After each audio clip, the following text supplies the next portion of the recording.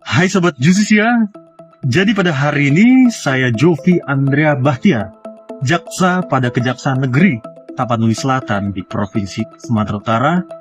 Hari ini saya akan menghadiri sidang dengan agenda pembacaan tuntutan terhadap diri saya yang saya sengaja menggunakan dress code pakaian dinas harian saya sebagai seorang jaksa untuk memberikan pesan kepada masyarakat dan terutama kepada Bapak Jaksa Agung Sanitiar Burhanuddin serta para pimpinan di Kejaksaan Agung.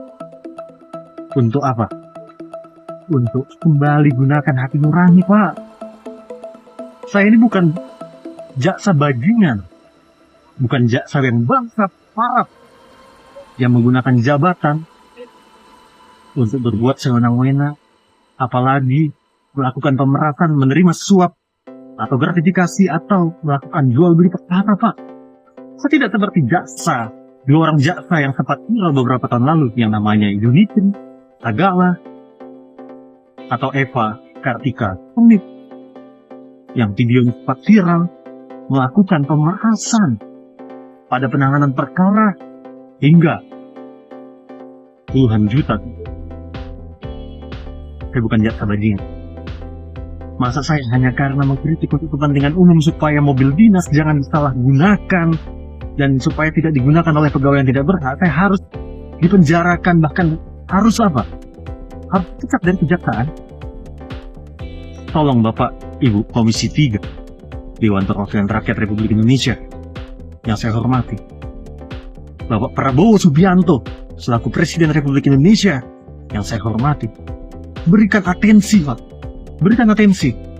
Malu institusi Kejaksaan Republik Indonesia apabila saya yang bukan jaksa bajingan, saya yang bukan jaksa kepala, ya saya yang ingin perubahan di dalam institusi kejaksaan malah dikriminalisasi dan dipecat, Pak, oleh pimpinan saya hanya karena penggunaan mobil dinas supaya tidak disalahgunakan dan supaya tidak digunakan oleh pegawai yang tidak berhak.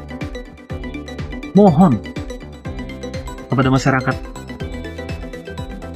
di Indonesia, tolong kawal. Mari kita kawal perjuangan. Mari kita kawal reformasi hukum di Indonesia. Saya percaya keadilan itu pasti ada.